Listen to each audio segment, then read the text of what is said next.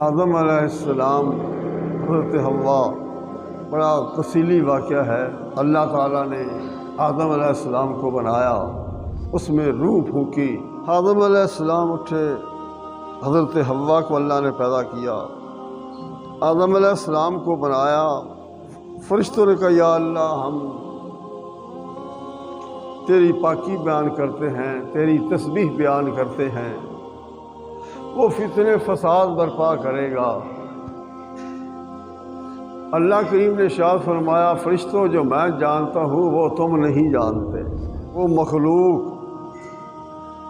جن کو میں فرشتوں سے بھی بڑھا دوں گا۔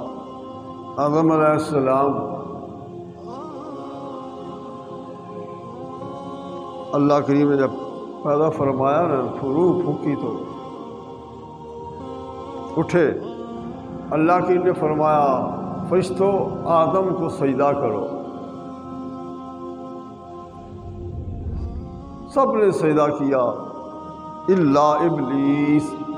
بڑی عبادت کی تھی ابلیس، بڑی عبادت کی، ہزاروں سال تک عبادت کرتا رہا۔ جب سجدہ نہ کیا تو اللہ کی نے فرمایا نکل جا، جنت سے نکل جا۔ پھر اس نے حضرت آدم علیہ السلام کو، حضرت حوا کو پھسلانے کی کوشش کی۔ پھسلا تو نہیں سکتا تھا، مگر جو رب نے چاہا تھا کرنا وہ تھا رب نے۔ انبیاء کو نہیں کوئی پھسلا سکتا۔ آدم علیہ السلام کے سامنے شیطان نے قسم اٹھائی کہ آپ کو معلوم ہے کہ کیوں رب کریم نے فرمایا کہ اس درخت کے قریب نہ جانا؟ کیا وجہ ہے؟ صرف اس لیے کہ اگر یہ تم کھا لو گے تو جنت میں رہ جاؤ گے ہمیشہ ہمیشہ۔